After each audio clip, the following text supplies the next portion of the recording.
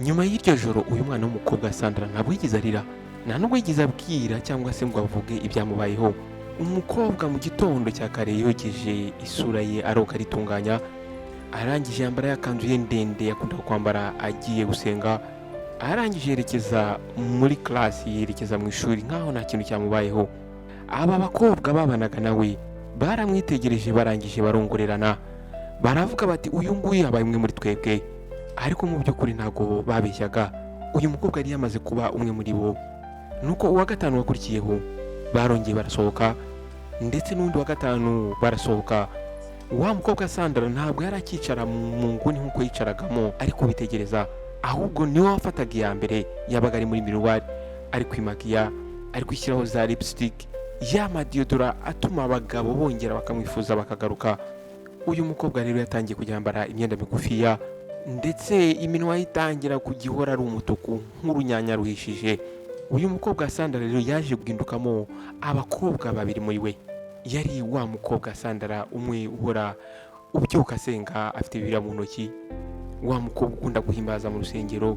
Ariko iyo izuba ryarengaga, uyu mukobwa yahindukaga Sandra wa wundi ujya kwenjoyinga n'abagabo mu maklabu atandukanye. Uyu mukobwa yarakijya mu rusengero, ndetse yaragihimbaza cyane, ndetse yarakizamura ijwi akavuga ati haleluya, abantu bose bakuzura umwuka. Uyu mukobwa yahinduranyaga amawigs, imisatsi itandukanye, yambaraga inkweto ndende cyane, ndetse yambaraga imyenda imufashe cyane ku buryo wagira ngo bayimudodeyeho. Ahangaha noneho ntabwo yari agitegereza Doris kugira ngo amwibutse ko bagomba gusohoka, ahubwo ubu ngubu niwe wambaraga mbere yabo, ndetse rimwe na rimwe yabahitiragamo. Donc yarababwiraga ati duhindure club tujye mu yindi. Ahangaha baramwitegereje bagenzi be, nuko wa mukobwa Lola arangije aramwitegereza, aravuga ati uno mukobwa yarahindutse cyane. Ahangaha rero Sandra ntabwo yaragikeneye ubufasha bw'ababyeyi be. Ahangaha uyu mukobwa yari afite perfumes mama we atari yarigeze na rimwe amugurira. Yari afite telefone ebyiri, yari afite imwe yakoreshaga ku ishuri, ndetse yari afite indi ya kabiri akoresha business ze. Yari afite amadolari menshi cyane, ndetse yari afite amaherena ya gold. Uyu mukobwa ntabwo yongeye kwaka amafaranga ababyeyi be. Ahangaha rero ababyeyi bumvise bari proud, bumva barabyishimiye. Papa we umunsi umwe yaramubajije ati ese mukobwa wanjye umeze neza? Uwo mwana aramubwira ati yego daddy, imeze neza, Imana ni nziza. Mama we yaramuhamagaraga akamubaza ati ese mwana wanjye nta kintu uri kubura? Akamubwira ati mama ntugire ikibazo, ahubwo ndi gufasha na bagenzi banjye.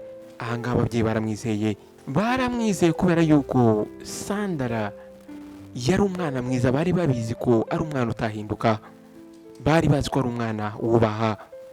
Rero ntabwo ababyeyi be bamubajije ibibazo byinshi, nta nubwo bigeze babona n'akantu na gatoya kabereka ko umwana wabo yaba yarahindutse. Ntabwo bigeze babona uburyo ijwi rye ryahindutse, nta nubwo bigeze babona ukuntu uburyo yabasubizaga byahindutse, akabasubiza byihuse.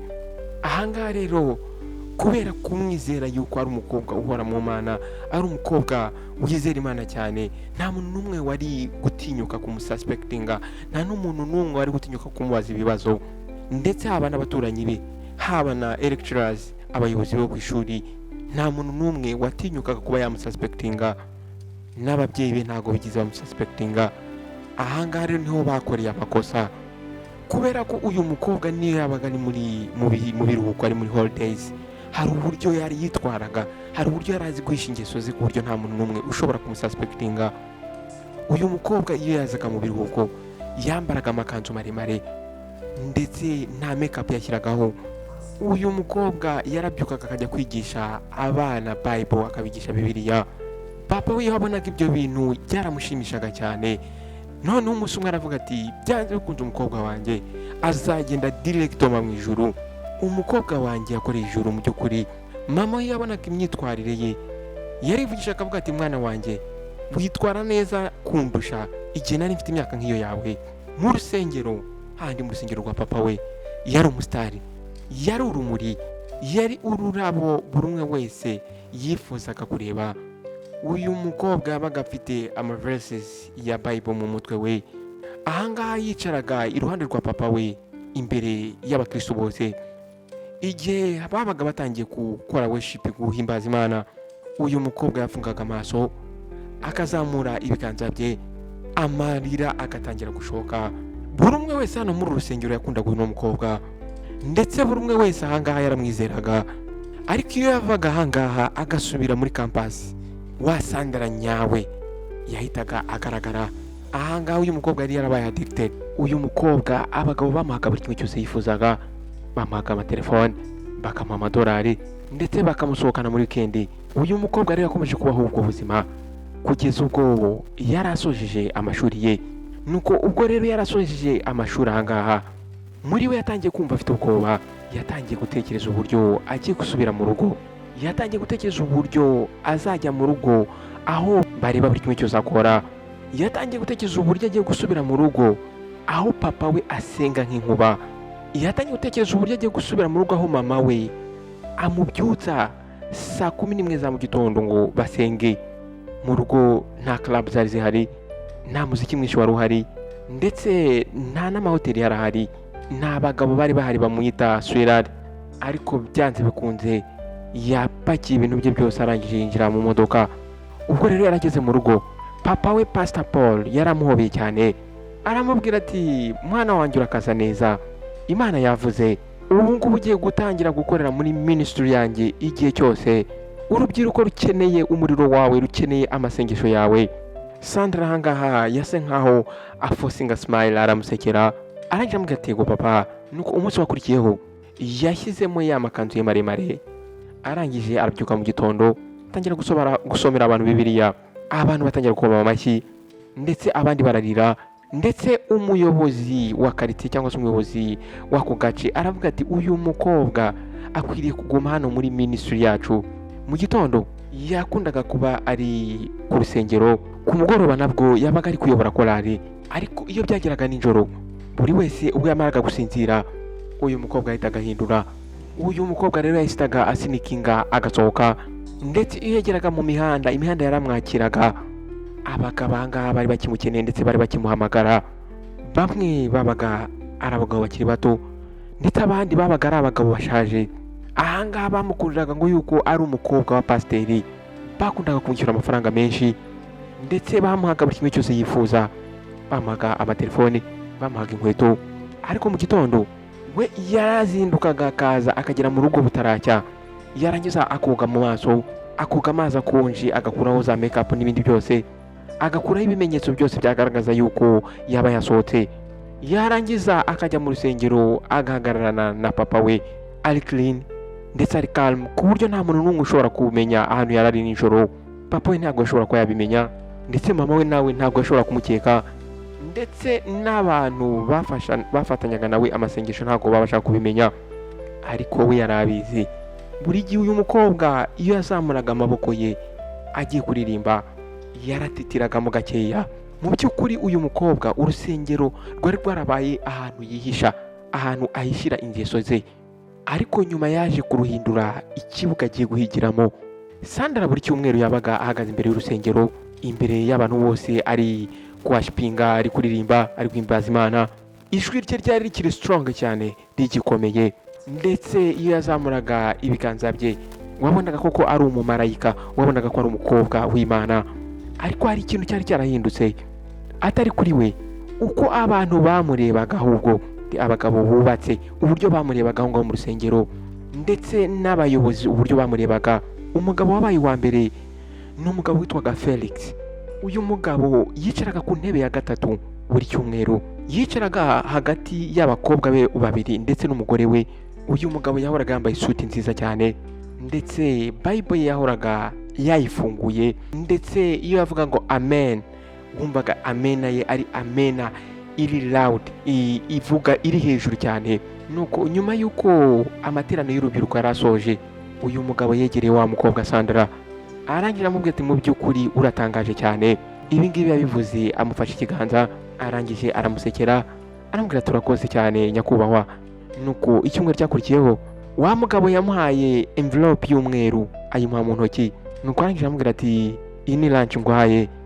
Nuko wa mukobwa arangije aravuga ati nyakubahwa. Nuko wa mugabo aramubwira ati just take it, aramubwira ati yakire, nta kibazo, ni lunch nguguriye.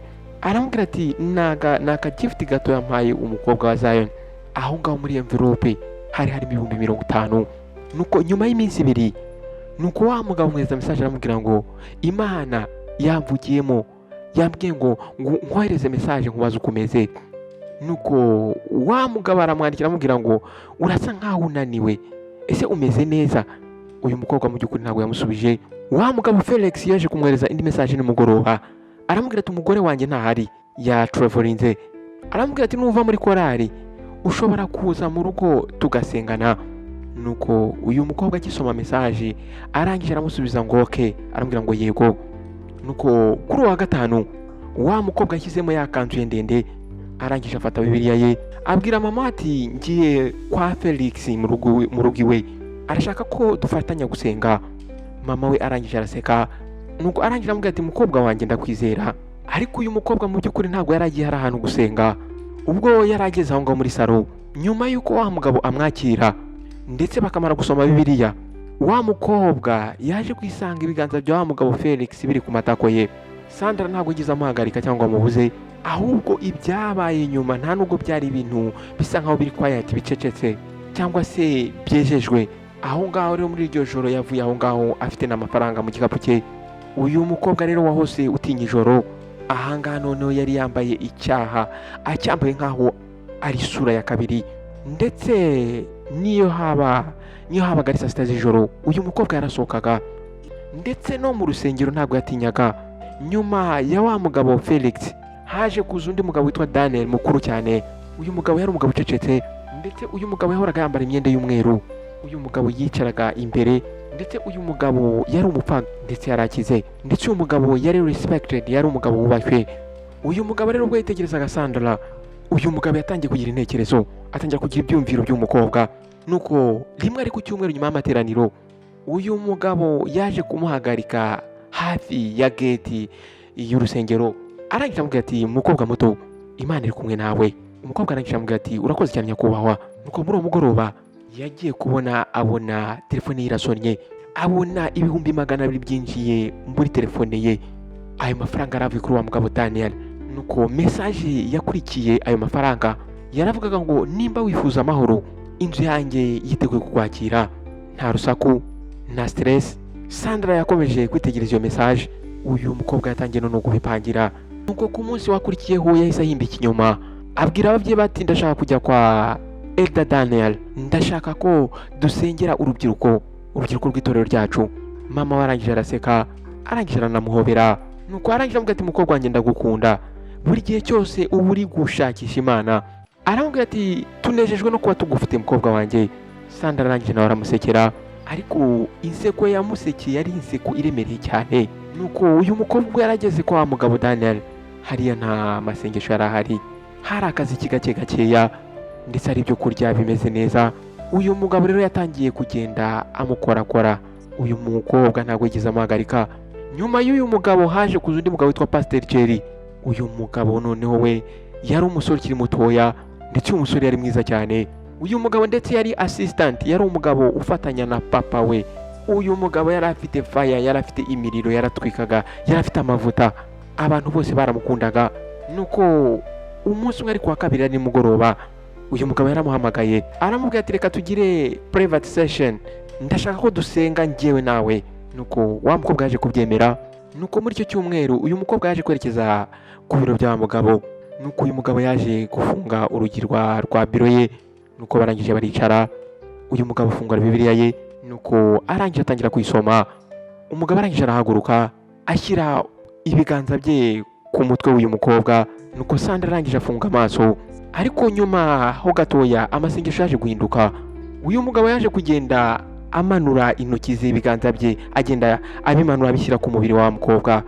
Yabikuye ku mutwe wa mukobwa, atangira gukora ku bitugu bye, gake agenda amukora no ku mabere. Nuko uyu mukobwa arangije afungura amaso. Umugabo arangije amubwira ati wigira ubwoba. Aramubwira ngo iyi niyo migenzo ushaka kugukorera nkagusengera. Nuko arangije aramuhobera ashira akanya, arakomeza aramwegereza. Nuko aramwegereza cyane. Uyu mukobwa ntabwo yigeze amusunika. Ntabwo byabaye uwo munsi gusa, ahubwo byakomeje kuba. Nuko muri iryo joro uyu mukobwa agiye kubona abonye mesaje. Iyi mesaje aramubwiraga ngo uri umukobwa w'agatangaza, Imana irashaka kugukoresha. Aramubwira ati ariko irashaka kugukoresha mu biganza by'umukozi w'Imana nyawe. Sandra ahangaha ntabwo yamusubije, ntabwo Sandra yashakaga kumusubiza, kubera ko ubu ngubu abagabo barizanaga baza bamusanga. Ntabwo rero yari akeneye kugira ngo abe asitakinge ku mugabo umwe. Bamuzanaga amafaranga, bakamuha amaperfume, bakamuha amadolari menshi, ndetse bakamuha amagifuti atandukanye. Uyu mukobwa icyo yabahimishaga ni silence. Nta n'umwe yasubizaga, ndetse nta n'umwe yahaga urukundo, nta n'umwe yabwiraga ngo yego. So icyo yakoraga arabarebaga, akabareba neza ndetse akabasekera. Ababyeyi banga nta kintu na kimwe babashaga kubona. Bari bakizera yuko uriya mukobwa kuva na kera yari ari mu biganza by'Imana. Ubuzima bwa Sandra bwatangiye koroha cyane. Uyu mukobwa yari afite telefone 3, yari afite imwe yakoreshaga mu rugo, afite indi yakoreshaga mu rusengero, ndetse yari afite n'indi yakoreshaga ku bagabo. Inkweto yambaraga zabaga zaravuye Dubai, wigs yambaraga yabaga yaguriwe London, amamarete yabaga afite yari amamarete ahenze cyane. Bank account ye yabaga iriho amafaranga, ndetse buri munsi hinjiraga amafaranga. Iyo yasohokaga yabeshyaga ababyeyi bati ngiye ku musozi gusenga, bakamwizera. Rimwe na rimwe ndetse yarababwiraga ati hari mushuti wanjye ukeneye amasengesho akomeye cyane, akabwira ati ndaza kugumana nawe iminsi 3 yose turi gusenga. Ndetse mama agaseka bikamushimisha cyane, akambwira ati umukobwa mwiza cyane. Buri gihe papa we yahitaga amushyiraho ibiganza, yarangiza akamubwira ati nizera ko byanze bikunze umunsi umwe ari wowe uzayobora ministry yanjye. Ababyeyi mu by'ukuri ntago bitaye kubona impinduka uyu mukobwa yari yaragize. Aba babyeyi mu by'ukuri ntago bigize bita ko uyu mukobwa yari afite telefone nshyashya, nta nubwo babashije kubona yuko asigaye yisiga perfume zitandukanye, ndetse ntabwo babashije kubona yuko uyu mukobwa yambaraga amakanzu ahenze. Nta nubwo bigise babasha kumubaza impamvu uyu mukobwa ahora ananiwe. Wenda ntabwo ababyeyi babonaga ibibeshyo yababeshyaga, cyangwa se ntabwo bashakaga kubimenya. Sandra ahangaha yararirimbaga mu rusengero nk'uko bisanzwe, nk'uko yaririmbaga na mbere yose, ndetse yayoboraga urubyiruko afite umuriro, afite amavuta menshi cyane. Ariko nijoro yinjiraga mu cyumba cye amaze gukinga, agakuraho makeup ze, avuye hanze, avuye kuryoshya n'abagabo.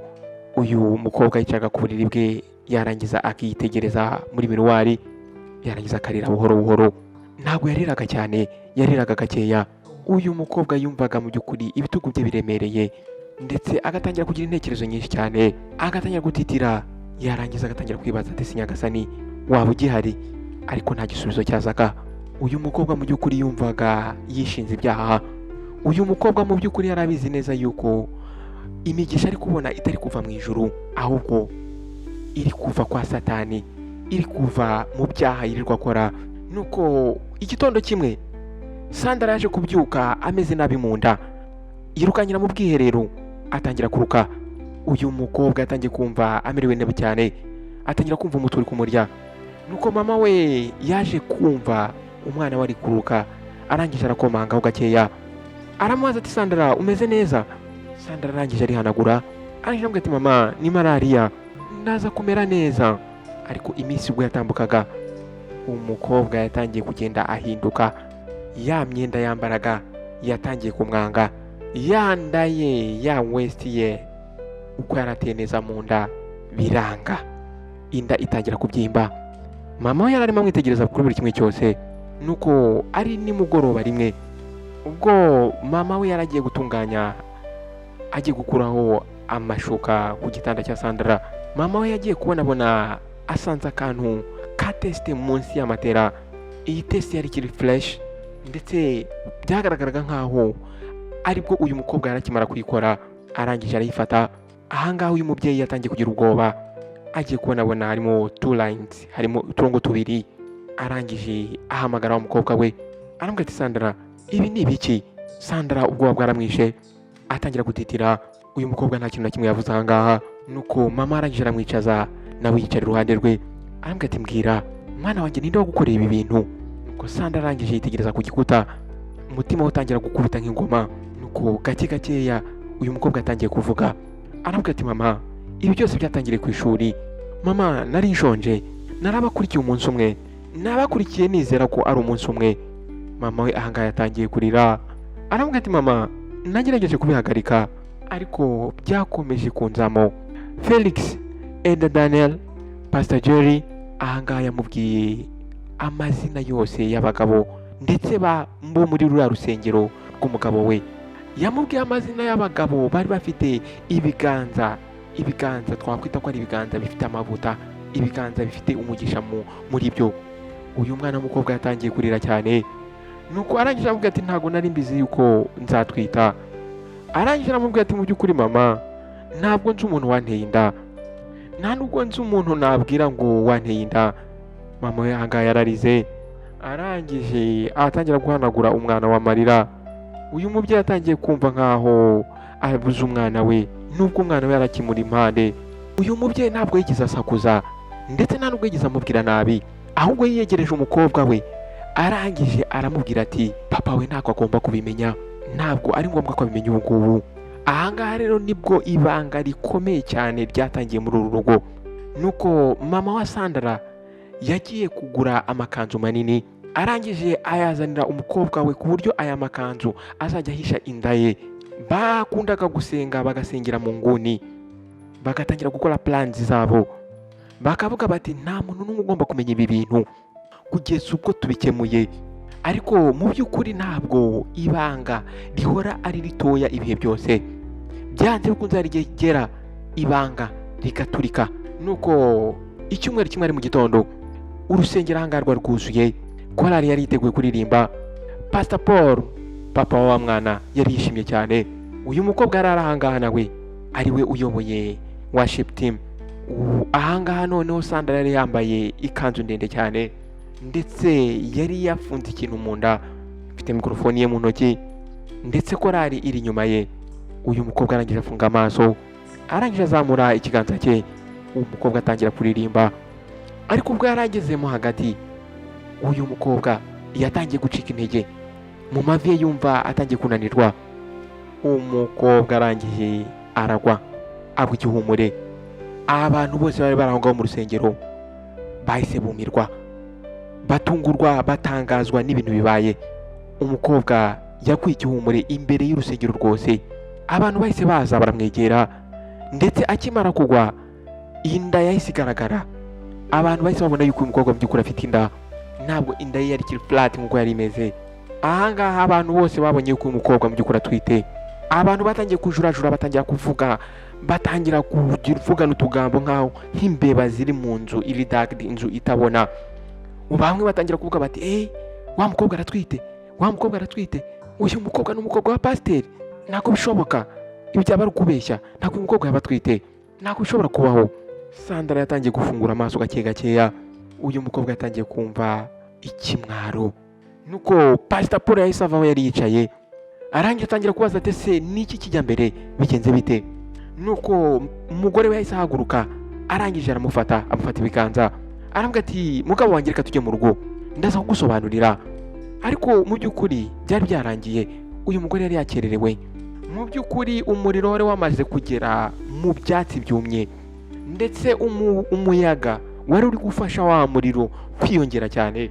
Nuko muri uwo mugoroba urusengero rwose rwari rucecetse, nta ngoma, nta mashyi ndetse nta haleluya yari hari, ahubwo hari imitima iremereye cyane. Ahangaha abantu bari bicaye mu buryo bumeze nka cycle, abayobozi, abadiyakoni ndetse n'abapasiteri, ndetse hari harimo na bamwe mu ba members. Bose bari bategereje ndetse bose barimo bajurajura. Nuko wa mugabo Pastor Paul arangije arahaguruka imbere yabo. Ahangaha mu by'ukuri uyu mugabo yari afite ubwoba ndetse ari gutitira. Arangije afata Bibiliya ayishyira ku gituza cye. Umugore yari yicaye inyuma ye ndetse umugore yari afite ubwoba bwinshi cyane. Sandra yari yicaye wenyine, umutwe ari kurebesha hasi ndetse yahuje ibiganza, inda igaragara rwose ubona yuko atwite. Pastor Paul arangije aterura ati Sandra, aramaze ati byaba ari byo? Sandra n'intege nkeya arangije aramubwira ati nibyo. Nuko papa warangije aramubaza ati ese ninde muntu waguteye inda? Sandra arangije aramwitegereza. Mu by'ukuri isura y'umwana w'umukobwa yari inaniwe cyane. Arangije aramubwira ati ntago mbizi. Aramubwira ati njye naryamanye n'abagabo benshi cyane. Aho ngaho buri umwe wese yahise atungurwa, ndetse umwe mu bantu bari bari aho ngaho ahita abaza ati ibyo ni byo avuze? nuko Sandra muri ako kanya yahise atangira kuvuga amazina y'abantu umwe kuri umwe yagiye abavuga aho ngaho. Aratangira ati Elda Daniel. Ako kanya abaturage bose bahise bahindukira bareba wa mugabo. Uyu mugabo yatangiye gutitira, arongera ati Brother Felix. Muri ako kanya umugore yahise yifata ku munwa arasakuza cyane. Arangije uyu mukobwa aravuga ati Pastor Jerry. Uyu mugabo yahise ahaguruka, arangije ubukuntu arasohoka, arakomeza avuga amazina menshi cyane, ndetse yavuze abagabo benshi cyane bubacyuye muri ako gace. Abagabo benshi cyane bahoraga ngo mu rusengero bakunda kuzamura amajwi ngo fire fire fire. Buri gihe buri cyumweru abagabo benshi bahoraga ngo mu rusengero bari gusakuza ngo fire fire. Bose yarabavuze avuga ko yaryamanye nabo. Ahangaha ababyeyi bose bararize, ndetse bamwe na bamwe bahise baguha igihumura aho ngaho. Abagabo nta kintu bigeze bavuga, ahubwo bamwe barasohotse ndetse basohokana ikimwaro, ndetse abandi bamwe na bamwe bareba hasi isoni zirabica. Nuko ahangaha Pastor Paul yaragihagaze, arangije arapfukama, ndetse Bible yahise imucika igwa hasi. Uyu mugabo yagumye aho ngaho, ndetse nta kintu na kimwe asohoye mu kanwa ke. Umukobwa yari yarigeze kwita ngo n'urumuri rw'umuryango yarahindutse inkuba yari kubise ikarimbura izina rye. Uyu mukobwa mu by'ukuri Sandra yari yarigeze kuba umukobwa ababyeyi bahoraga basenga kugira ngo abana babo bazamere nkawe, ariko ubu ngubu yarahindutse umukobwa ababyeyi bose baburira abana babo kuba batamera nkawe. Ifoto y'uyu mukobwa bayikuye mu rusengero, ndetse yakorari yaririmbagamo bahise bashyiraho undi muyobozi, ndetse papa we Pastor Paul ntago yongeye kwigisha. Hashize ibyumweru yicara imbere mu rusengero, ndetse yicaye nk'umuntu udasanzwe ari mu rusengero rwe yitangiriye. Mu by'ukuri uyu mupasiteri yari yarahahamutse. Mama wa Sandra ntabwo yaragiseka, ndetse nta nubwo yari akijya mu manama y'ababyeyi, nta nubwo mama we yari akifite ubwisanzure. Abantu bahoraga bamureba ndetse bakamuvuga, ndetse buri kimwe cyose bavugaga yaracyumvaga. Sandra yagumye mu rugo iwabo, ndetse yahoraga afunze n'amadirishya ndetse n'amarido. Uyu mukobwa yakundaga guhora ari wenyine yahobeye amavi ye. Uyu mukobwa rero ryajwi yakoreshaga ahimbaza, ryajwi yakoreshaga abantu bakajya mu mwuka, ubu ngubu ryari risigaye rigana n'ibikuta gusa. Ndagushimiye rero kuba wabanye nanjye kuva ku itangiro kugera ku iherezo ry'iyi nkuru. Nakoze igice cya mbere, iki cyari igice cya kabiri cy'iyi nkuru. Nimba utararebye igice cya mbere, nagusaba kugira ngo urebe hasi urebe igice cya mbere, noneho uzakurikizeho iki gice cya kabiri, niho uri bubashe gusobanukirwa. Mu by'ukuri iyi nkuru iratwigisha ibintu bikomeye cyane. Nizere ko rero nawe wakuyemo inyigisho yawe, kandi niba wayikuyemo mu by'ukuri nyandikira muri comment section umbwire ikintu iyi nkuru yakwigishije. Wowe mushyashya ngo uhaye ikaze kuri Behind Walls Tales, ndagusaba kugira ngo ukande subscribe ndetse ukande no kunzogera kugira ngo ujye ubasha kubona ubutumwa bugufi igihe cyose dushyizeho iyindi nkuru. Ndabashimiye mwese kandi ndabakunda. Mwakoze kwita mu Behind Walls Show. Nawe utaha. Ciao ciao.